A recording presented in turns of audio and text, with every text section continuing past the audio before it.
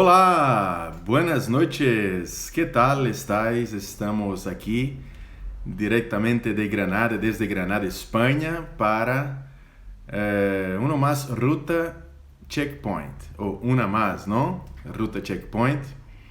Y en esta oportunidad estaremos leyendo de los capítulos 19 hasta el 23. Es un placer tener tu compañía. Esperamos verdaderamente que el Espíritu Santo hable contigo por medio de esta lectura que vamos a hacer.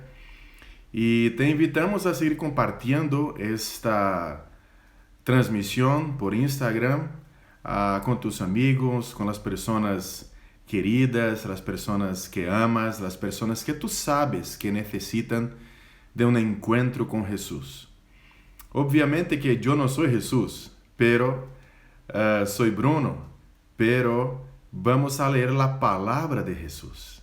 Y es tan interesante que la palabra de Jesús es viva, la palabra de Jesús es eficaz, más penetrante que espada de doble filo, ¿no? Que penetra hasta la división del alma y del espíritu, de juntas y conjunturas, y es apta para discernir las intenciones del corazón humano. Así que te invito a orar en esta noche, ¿no? Ya, para que podamos leer bajo la guía del Santo Espíritu de Dios. Padre Santo y Eterno, aquí estamos delante de ti, agradecidos, Señor, por ese privilegio que tú nos das de estar reunidos con tu pueblo, con personas, Señor, que aman tu palabra, con aquellos, Señor, que están en esta ruta con nosotros.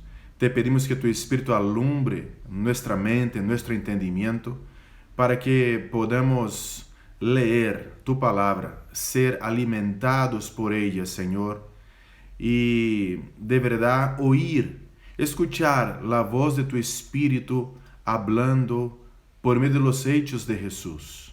Dios Santo y Eterno, te pido que tu Espíritu promueva en las vidas algo diferente, algo nuevo, algo transformador, Señor.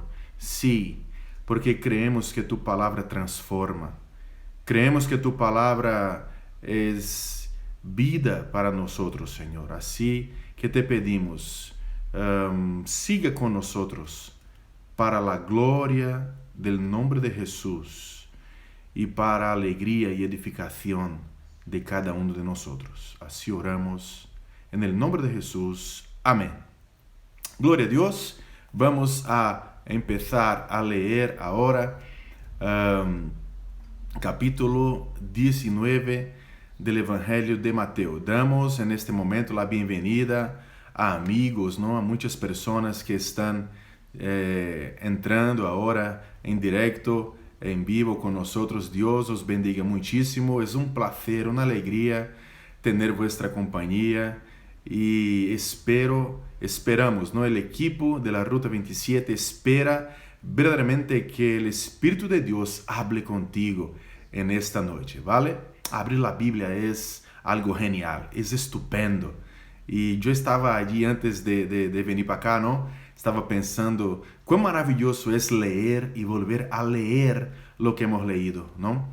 Nuestros ojos brillan y cuando leemos otra vez, porque percibimos cosas que solamente en una segunda o la tercera lectura podemos percibir y aprender. Y cuando eso pasa, de verdad, es algo que transforma nuestra manera de ver las cosas, ¿no? Vemos la vida de otra manera. Así que te invito a leer con nosotros a partir de ahora Evangelio según Mateo, capítulo 19.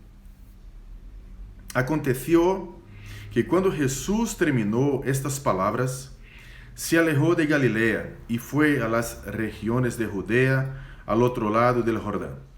Y le siguieron grandes multitudes y los sanó allí. Entonces vinieron a él los fariseos tentándole y diciéndole: ¿es lícito al hombre repudiar a su mujer por cualquier causa? Él respondiendo les dijo: ¿no habéis leído que el que los hizo al principio varón y hembra los hizo? Y dijo: Por esto el hombre dejará padre y madre y se unirá a su mujer, y los dos serán una sola carne. Así que no son ya más dos, sino una sola carne. Por tanto, lo que Dios juntó, no lo separe el hombre.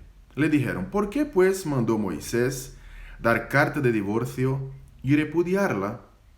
Él les dijo, por la dureza de vuestro corazón, Moisés os permitió repudiar a vuestras mujeres, mas al principio no fue así.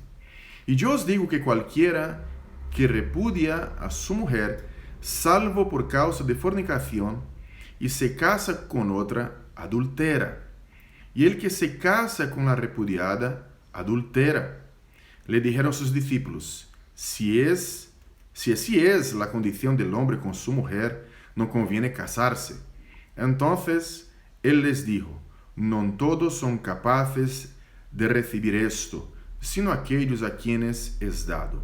Pues hay eunucos que nacieron así del vientre de su madre, y hay eunucos que son hechos eunucos por los hombres, y hay eunucos que asimismo se hicieron eunucos por causa del reino de los cielos. El que sea capaz de recibir esto, que lo reciba.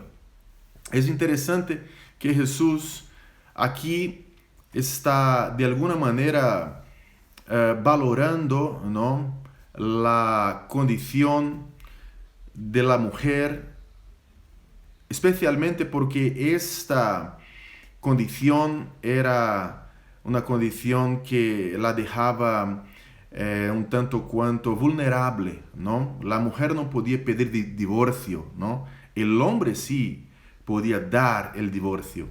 Luego, fíjate el número de mujeres que había en la época de Jesús, ¿no?, en esa condición.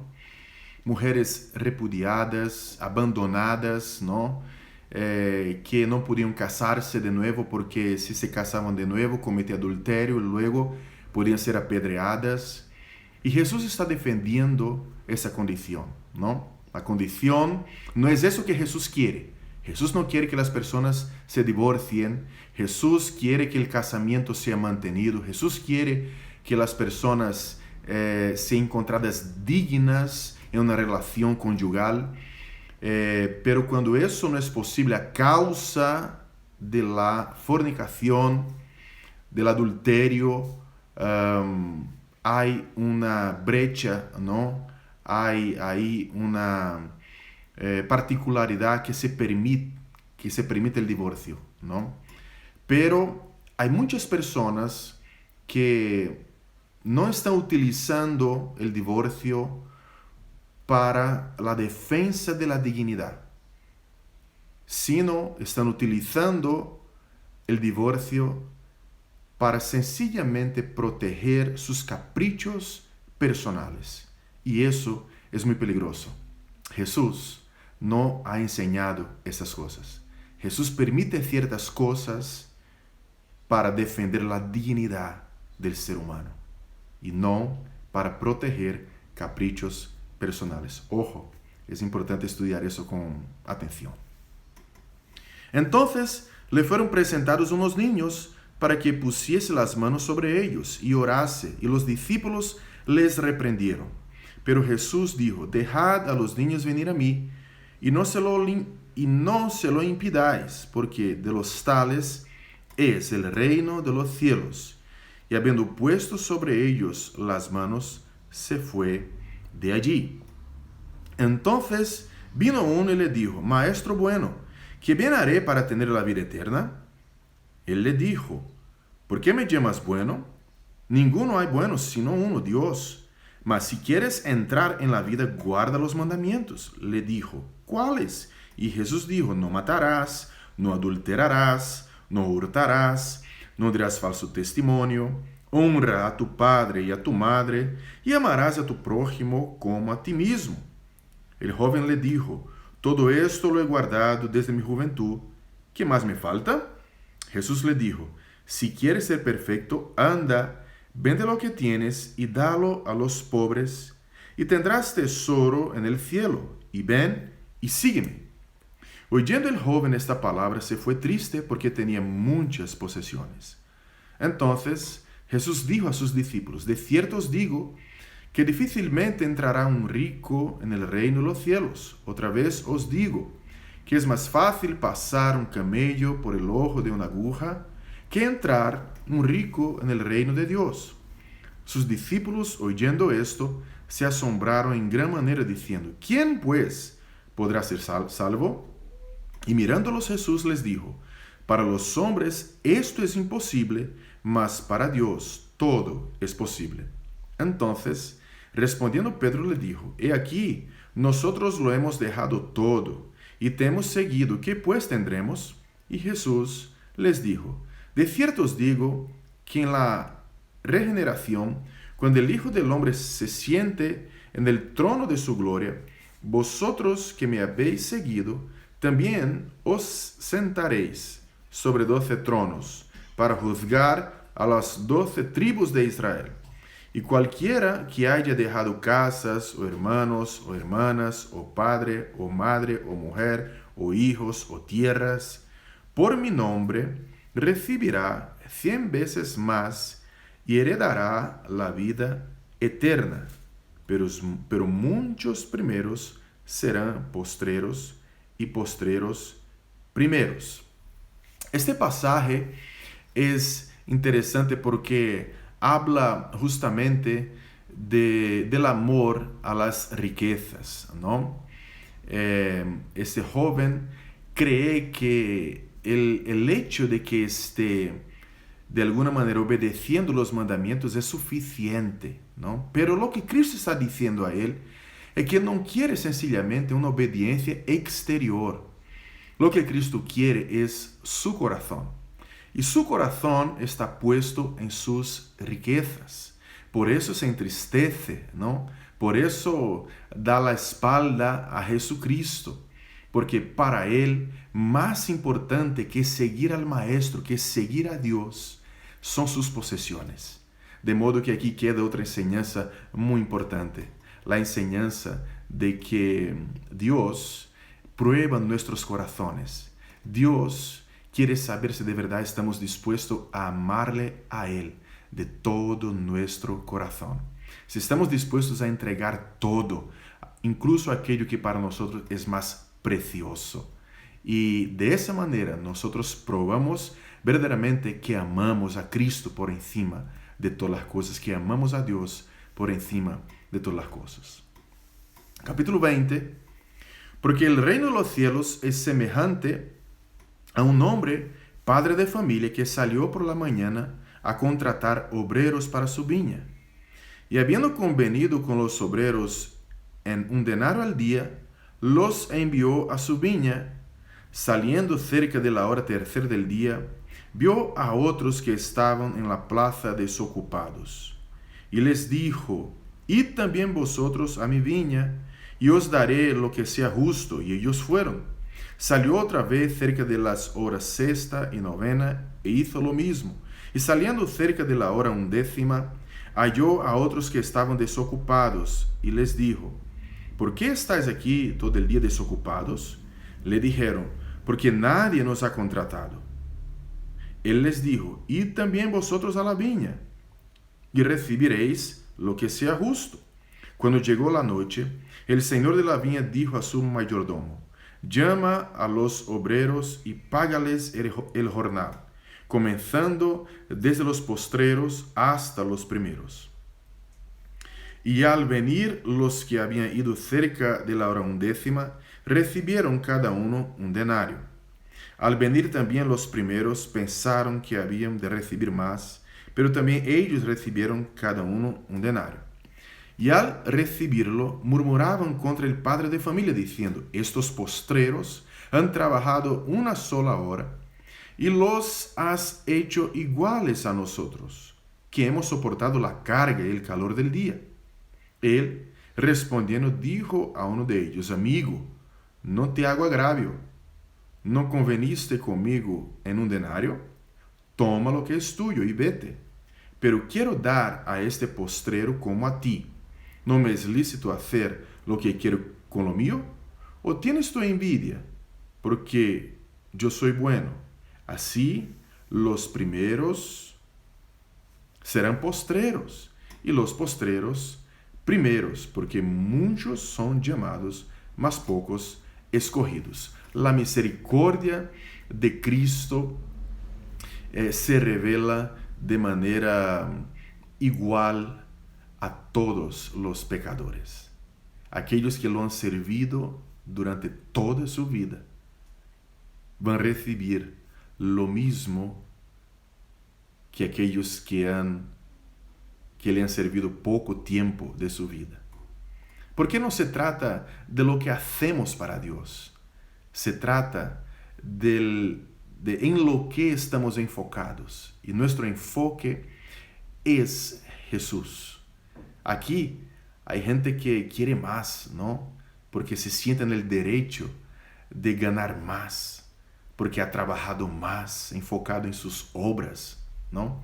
Pero el enfoque de Cristo es: han venido a mí y yo les amo como hijos y no tengo preferencia, ¿no?, por ninguno de ellos. Dios no tiene preferencia por pecadores, ama a todos, quiere salvar a todos, quiere recompensar a todos, y la recompensa de Cristo es Él mismo, es su presencia. Amén. Muy bien, pues seguimos. Subiendo Jesús a Jerusalén, tomó a sus 12 discípulos aparte en el camino y les dijo: He aquí subimos a Jerusalén, y el Hijo del Hombre será entregado a los principales sacerdotes y a los escribas, y le condenarán a muerte, y le entregarán a los gentiles para que le escarnezcan, le azoten y le crucifiquen, mas al tercer día resucitará.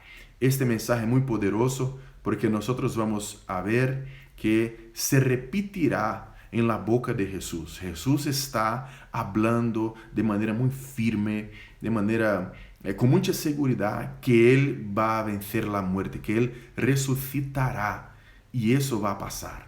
Nosotros vamos a ver cuando leamos el capítulo 28 de Mateo, ¿no? Entonces se le acercó la madre de los hijos de Zebedeo con sus hijos, postrándose ante él y pidiéndole algo. Él le dijo: ¿qué quieres? Ella le dijo: ordena que en tu reino se sienten estos 2 niños míos, el uno a tu derecha y el otro a tu izquierda. Entonces Jesús respondiendo dijo: no sabéis lo que pedís. ¿Podéis beber del vaso que yo he de beber y ser bautizados con el bautismo con que yo soy bautizado? Y ellos le dijeron: podemos. Y él les dijo: a la verdad, de mi vaso beberéis, y con el bautismo con que yo soy bautizado, seréis bautizados, pero el sentaros a mi derecha y a mi izquierda no es mío darlo, sino a aquellos para quienes está preparado por mi Padre. Cuando los 10 oyeron esto, se enojaron contra los 2 hermanos. Entonces Jesús, llamándolos, dijo: sabéis que los gobernantes de las naciones se enseñorean de ellas, y los que son grandes ejercen sobre ellas potestad. Mas entre vosotros no será así, sino que el que quiera hacerse grande entre vosotros será vuestro servidor. Y el que quiera ser el primero entre vosotros será vuestro siervo. Como el Hijo del Hombre no vino para ser servido, sino para servir y para dar su vida en rescate por muchos. Es interesante aquí ver Santiago y Jacobo, ¿no?, por medio de su madre, de alguna manera, queriendo un lugar de destaque en el reino de Dios. Interesante aquí ver ese Juan. Este Juan aquí, del cual acabamos de leer, es el Juan que escribe el Evangelio de Juan, que escribe las 3 cartas, ¿no?, primera, segunda, tercera carta, al fin del Nuevo Testamento, y también el Apocalipsis. Ahora, mira, hay una diferencia muy grande entre este Juan y el Juan que escribe las cartas. Juan madura incluso en su percepción de seguidor de Jesús, de discípulo de Jesús. Parece que este mensaje entra en él, ¿no? Hay que servir, hay que ser pequeño, no hay que ser grande. Solamente hay uno que es grande, es Cristo. Y este que es grande se ha hecho pequeño, se ha hecho menor, ¿no? Ha dejado su gloria para venir sufrir el castigo de la muerte, la consecuencia de pecados que él mismo no cometió, para que pudiésemos ser participantes de su gloria, de su salvación. Qué cosa maravillosa, ¿no? Hay un cambio de carácter aquí muy fuerte en la vida de Juan. Juan que quería sentarse, un lugar de honra, ¿no? Luego después está hablando de amor, hablando de las revelaciones futuras que el Espíritu Santo había revelado a él, ¿no? Verso 29 del capítulo 20 dice: Al salir ellos de Jericó, les seguía una gran multitud, y dos ciegos que estaban sentados junto al camino, cuando oyeron que Jesús pasaba, clamaron diciendo: Señor, Hijo de David, ten misericordia de nosotros. Y la gente les reprendió para que callasen. Pero ellos clamaban más diciendo: Señor, Hijo de David, ten misericordia de nosotros. Y deteniéndose Jesús los llamó y les dijo: ¿Qué queréis que os haga? Ellos le dijeron: Señor, que sean abiertos nuestros ojos. Entonces Jesús, compadecido, les tocó los ojos y enseguida recibieron la vista y le siguieron. Jesús se maravillaba con la gente que le reconocía como Mesías. Esta era una actitud de fe, ¿no? Cuando los ciegos claman: Jesús, Hijo de David, están diciendo: nosotros creemos que tú eres el Mesías. Creemos que tú vienes a establecer un reino, el reino de Dios. Y por favor, es como si estuviesen diciendo: por favor, señala sobre nuestras vidas que verdaderamente tú lo eres, y nosotros estaremos declarando que tú estás aquí entre nosotros. Porque una cosa que Jesús hacía era verdaderamente sanar a los enfermos. El reino de Dios, en la perspectiva judía, hebrea, ¿no? De los profetas, incluso del Antiguo Testamento, vendría para quitar toda la dolencia y establecer sanidad. Y Jesús inaugura el reino de Dios haciendo milagros, sanidades, prodigios, señales entre el pueblo, y eso era maravilloso. Amén.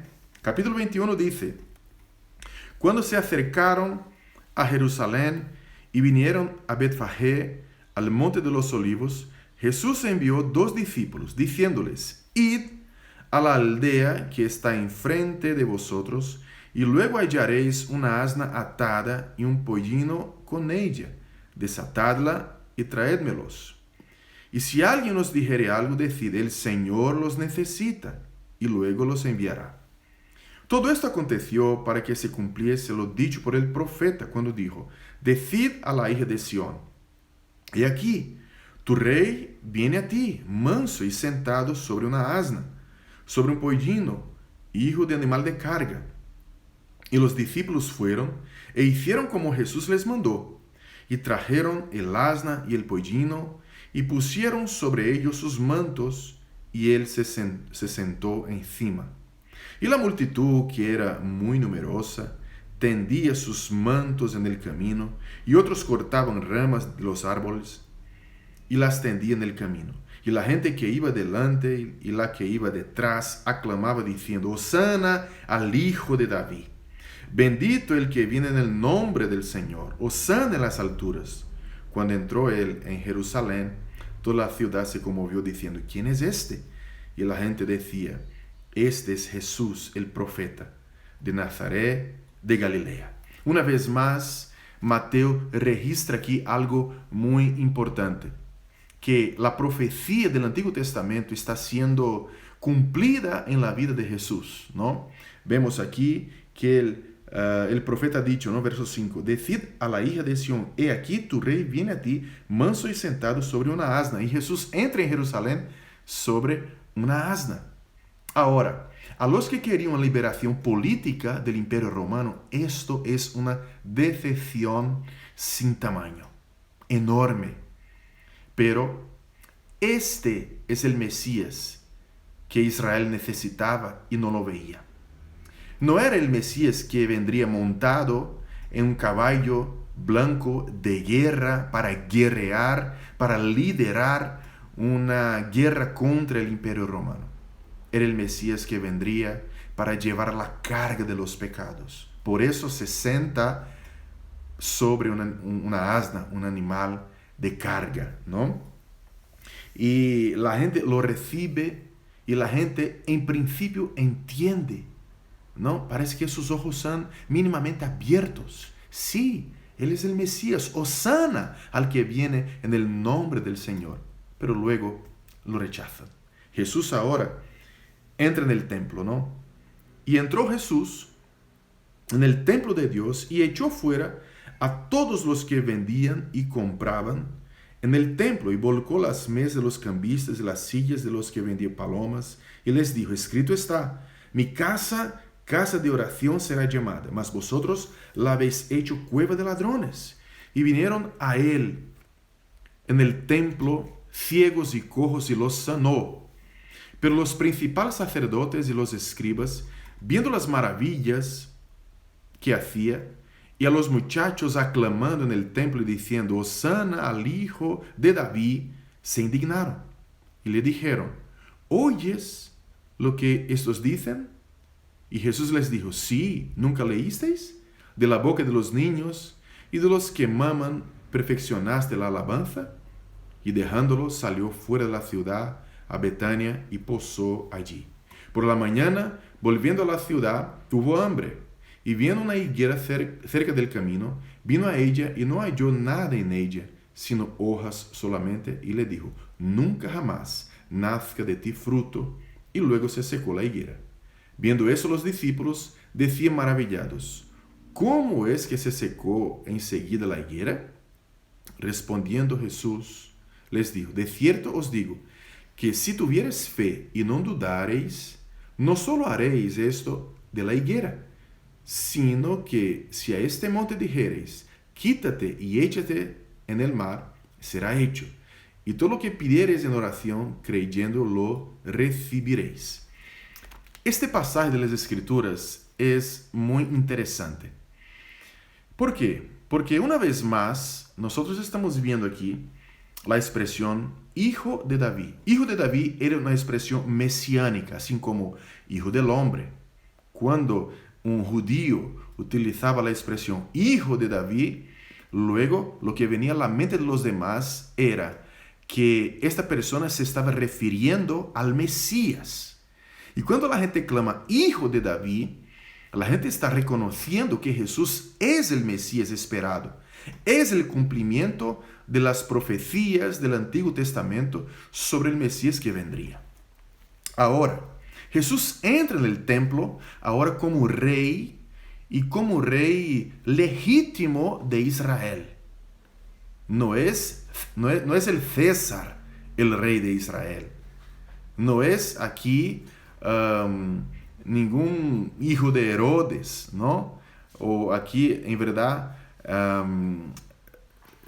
Pilato, ¿no? Ya está aquí como que gobernando, ¿no? Pero tampoco es Pilato, es Jesús el rey legítimo. Y es interesante que como rey legítimo, Él entra en el templo y corrige lo que necesita ser corregido. Porque el templo se había tornado un lugar donde negocios eran hechos. El templo había se tornado un lugar donde la gente estaba sencillamente despreciando la adoración sincera, verdadera a Dios y siendo meramente religiosos delante de Dios.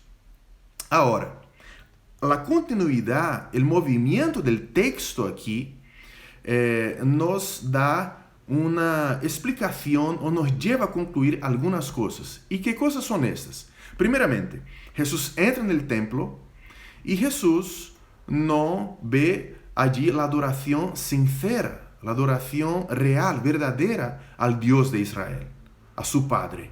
Luego, él se aira y derrumba las mesas, en fin, denuncia el pecado, ¿no? Allí en el templo con su actitud. Y luego se va a Betania, pasa la noche, se despierta por la mañana, ve una higuera, y la higuera no tiene higos, y él maldice la higuera. Mira qué cosa interesante. El templo tiene un valor muy grande para los judíos, para los israelitas.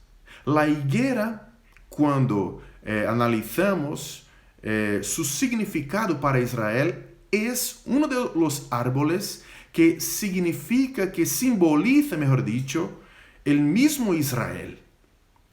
Cuando Jesús maldice la higuera, no es porque Jesús es alguien que está con hambre, ¿no? Y es un niño mimado y no ve higos en la higuera, tiene hambre, ya que no hay higos aquí, que tú te mueras. No, no es eso.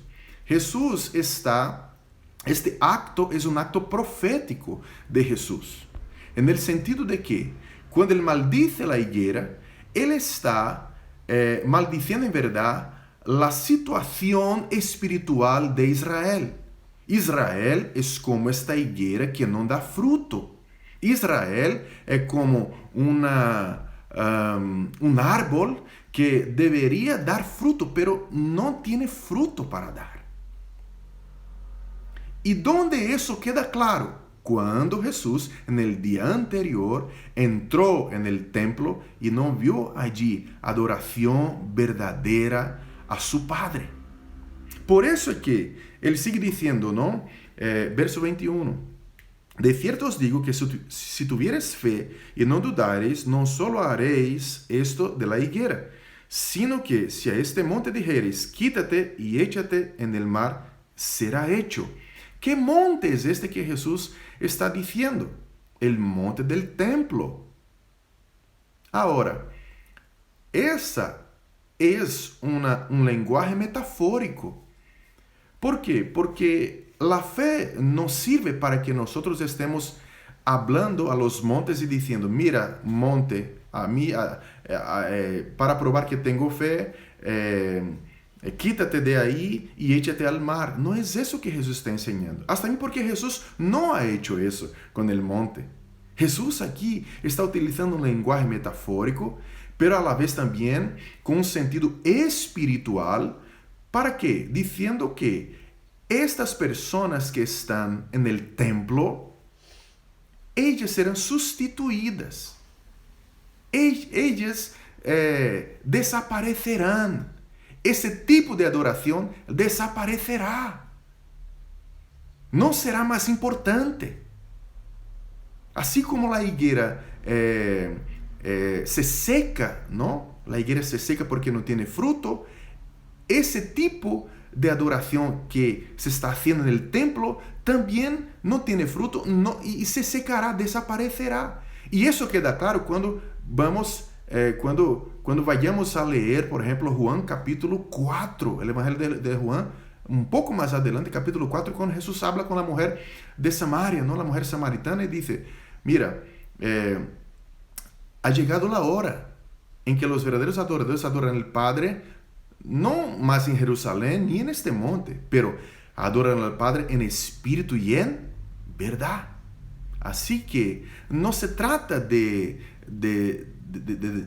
sencillo poder de decir, mira, de estar, por ejemplo, levantando montes de un sitio a otro, ¿no? O de estar pasando por árboles y diciendo, sécate. No.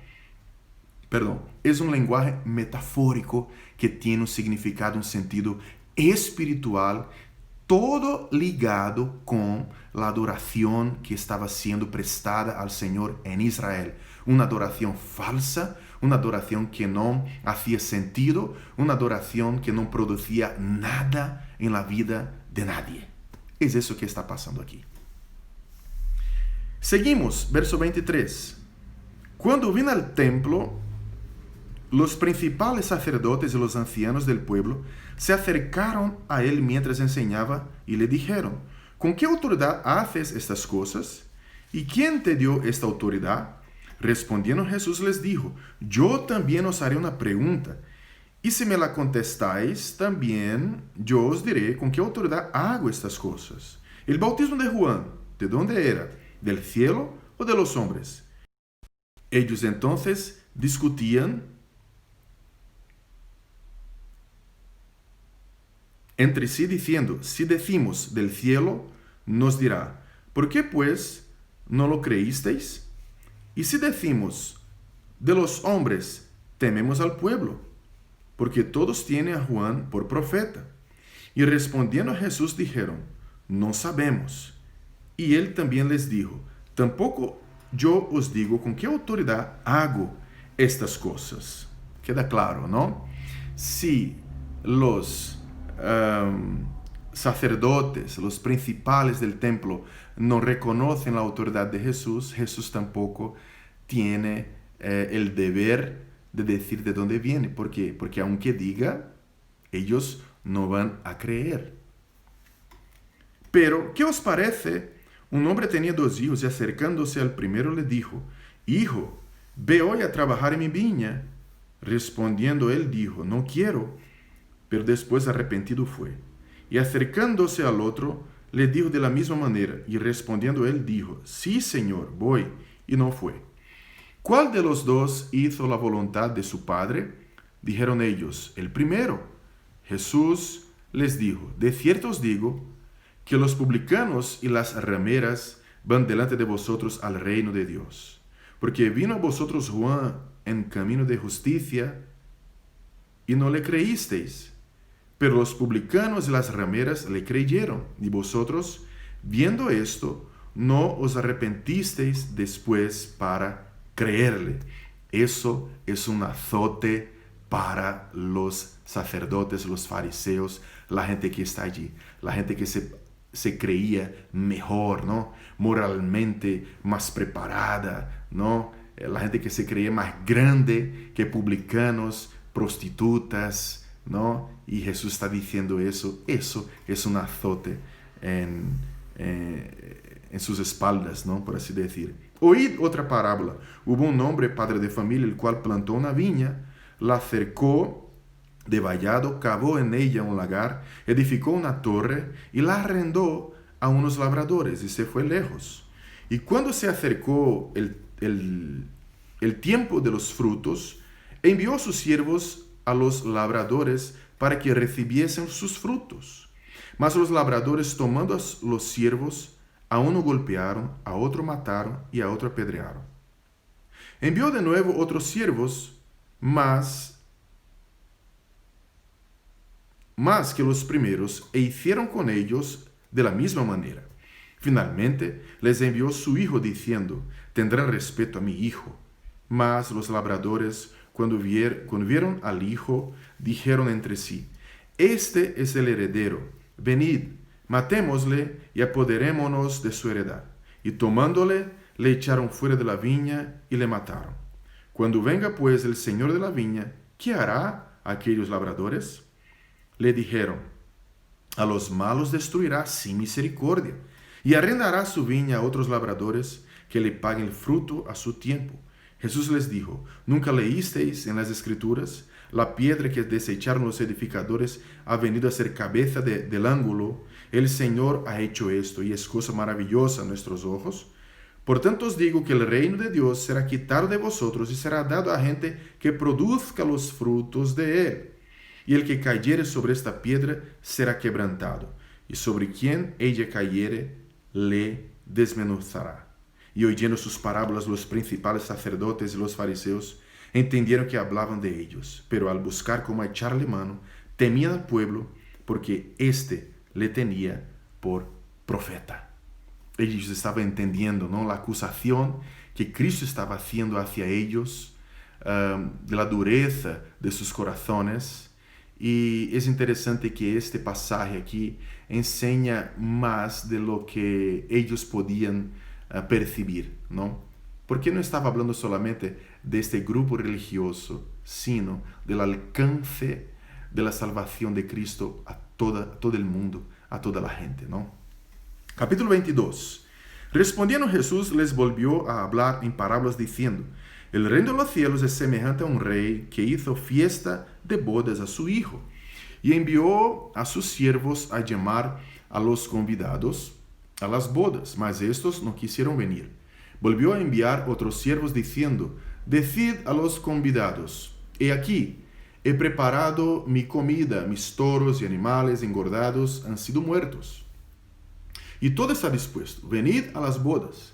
Mas ellos, sin hacer caso, se fueron, uno a su labranza y otro a sus negocios, y otros, tomando a sus siervos, los afrentaron y los mataron. Al oírlo el rey se enojó y enviando sus ejércitos destruyó a aquellos homicidas y quemó su ciudad. Entonces dijo a sus siervos: las bodas a la verdad están preparadas, mas los que fueron convidados no eran dignos. Id pues a las salidas de los caminos y llamad a las bodas a cuantos halléis. Y saliendo los siervos por los caminos, juntaron a todos los que hallaron juntamente, malos y buenos, y a las bodas fueron llenas de convidados. Y entró el rey para ver a los convidados, y vio allí a un hombre que no estaba vestido de boda. Y le dijo: amigo, ¿cómo entraste aquí sin estar vestido de boda? Mas él enmudeció. Entonces el rey dijo a los que servían: atadle de pies y manos y echadle en las tinieblas de afuera. Allí será el lloro y el crujir de dientes, porque muchos son llamados y pocos escogidos. En este pasaje bíblico estamos viendo aquí que el reino de los cielos es para los humildes, para muchos de aquellos que son despreciados, son abandonados, olvidados.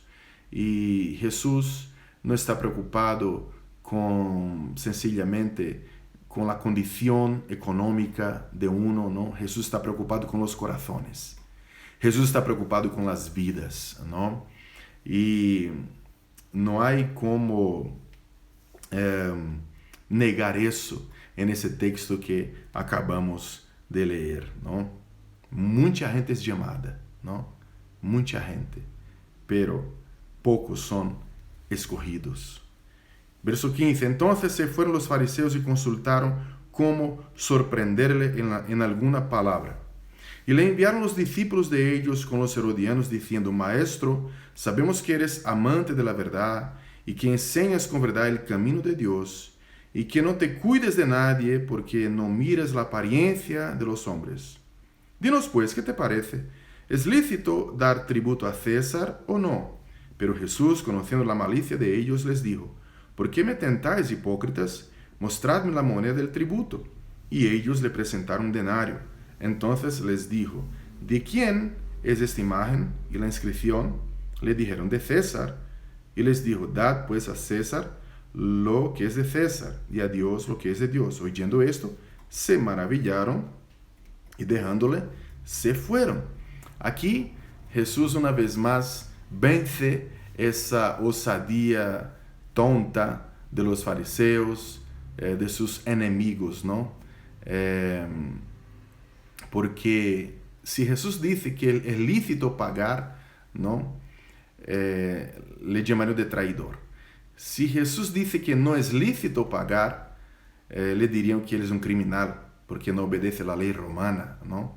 Pero Jesús paga, hace lo que se debe hacer, pero a la vez Jesús también dice: mira, pero dar a César lo que es de César y a Dios lo que es de Dios. Está diciendo algo muy sencillo aquí en las entrelíneas. Vosotros tenéis un culto a César, ¿no? Pero César no merece culto.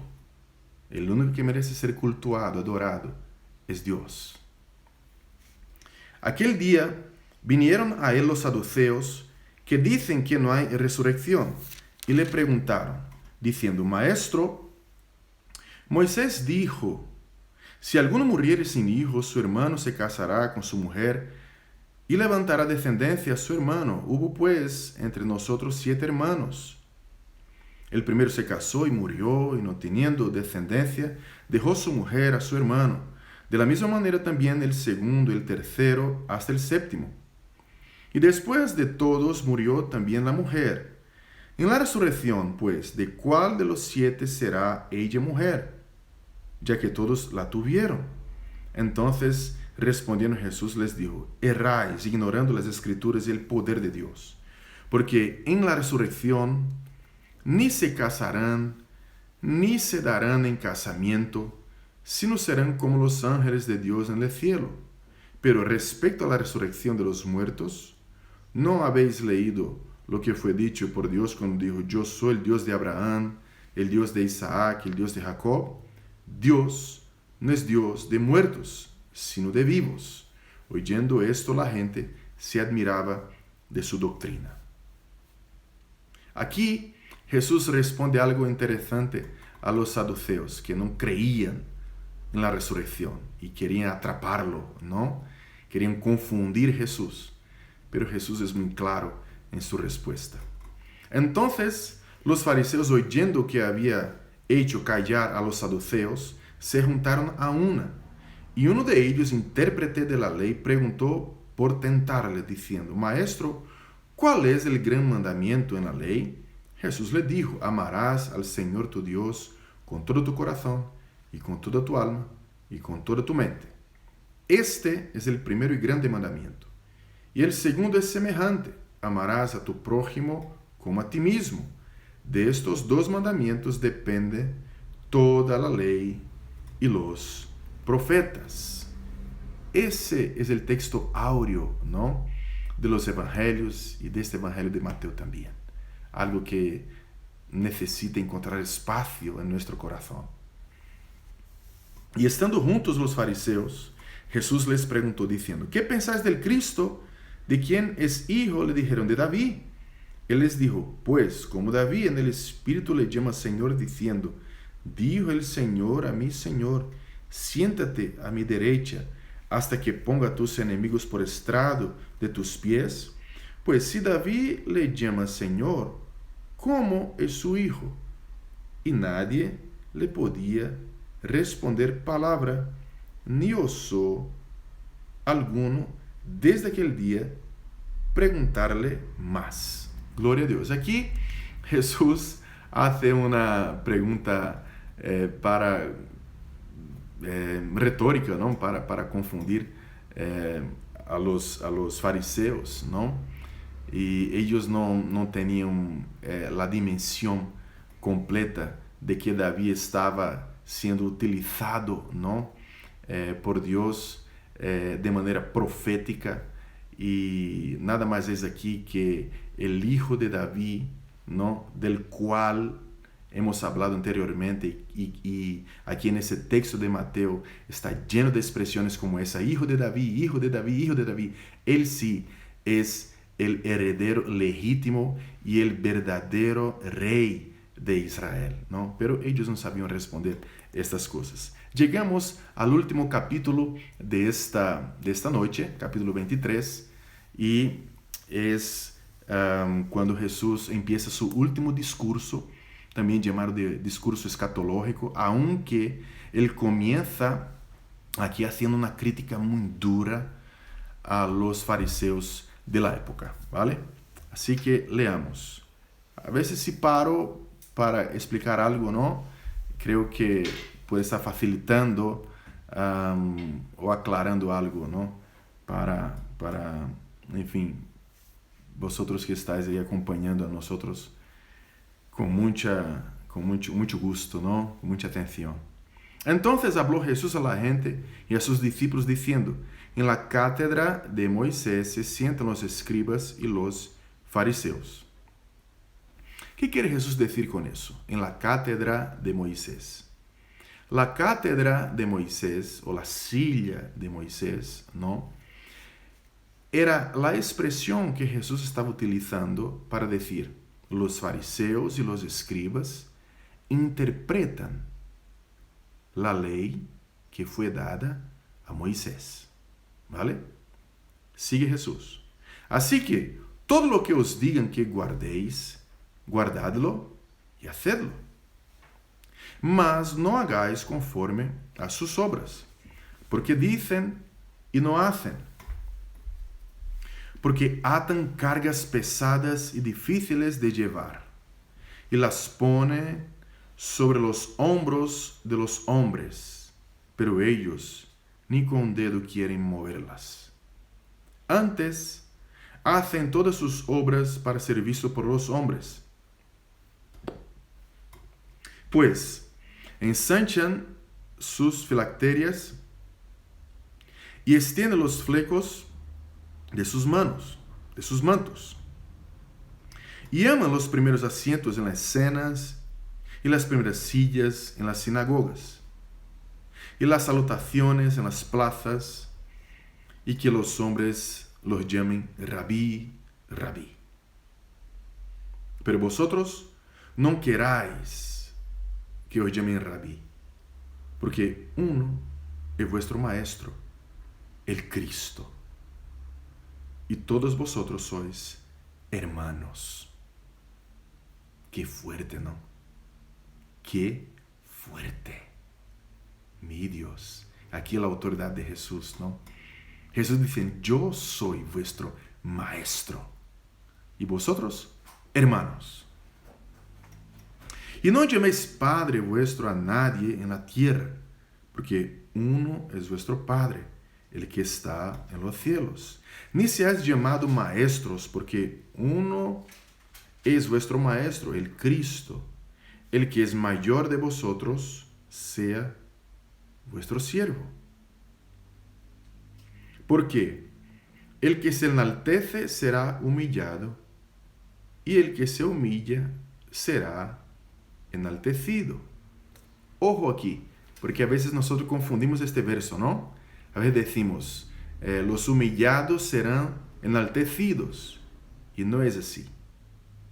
Aquí lo que Cristo está diciendo es, el que se humilla, por así decir, a sí mismo, será enaltecido. Porque hay gente que necesita ser humillado mismo, pero el que se humilla a sí mismo será enaltecido. Hay una diferencia ahí brutal. Mas, hay de vosotros, escribas y fariseos, hipócritas, porque cerráis el reino de los cielos delante de los hombres. Pues ni entráis vosotros, ni dejáis entrar a los que están entrando. Acordaos que Jesús habló a Pedro diciendo, ¿no? Te doy las llaves del reino.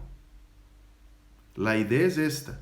La enseñanza de uno puede cerrar la puerta del reino o abrir la puerta del reino. Lo que Jesús está diciendo es que la enseñanza de los fariseos está cerrando la puerta de los cielos a la gente.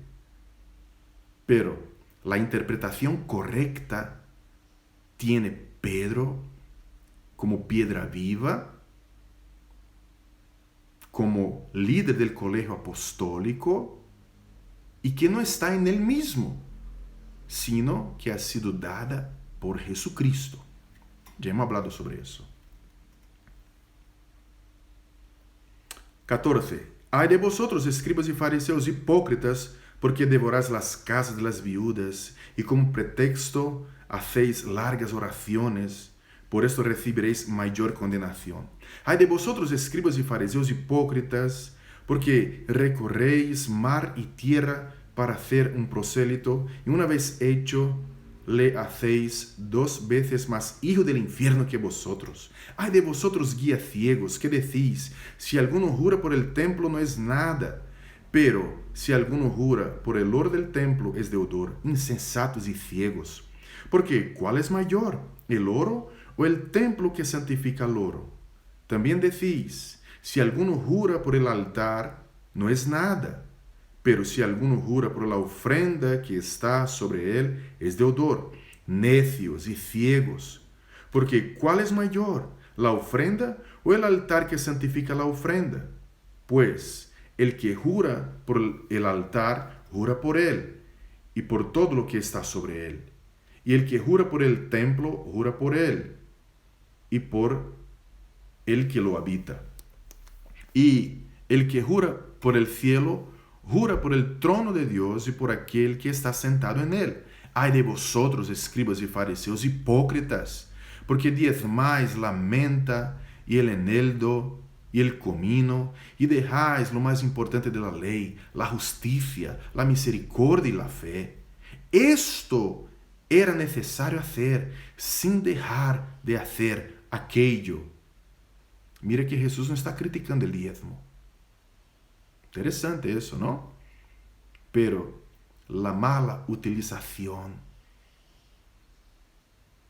la gana de sencillamente manejar dinero.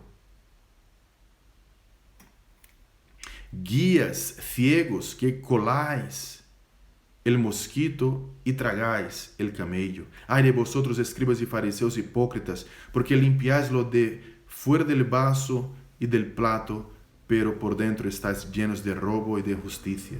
Fariseo ciego, limpia primero lo de dentro del vaso y del plato, para que también lo de fuera sea limpio. Ay de vosotros, escribas y fariseos hipócritas, porque sois semejantes a sepulcros blanqueados, que por fuera a la verdad se muestran hermosos, mas por dentro están llenos de huesos de muertos y de toda inmundicia. Así también vosotros por fuera a la verdad os mostráis justos a los hombres, pero por dentro estáis llenos de hipocresía e iniquidad. Ay de vosotros, escribas y fariseos hipócritas, porque edificáis los sepulcros de los profetas y adornáis los monumentos de los justos, y decís: si hubiésemos vivido en los días de nuestros padres, no hubiéramos sido sus cómplices en la sangre de los profetas. Así que dais testimonio contra vosotros mismos de que sois hijos de aquellos que mataron a los profetas. Vosotros también llenad la medida de vuestros padres. Serpientes, qué duro, ¿no? Generación de víboras, ¿cómo escaparéis de la condenación del infierno?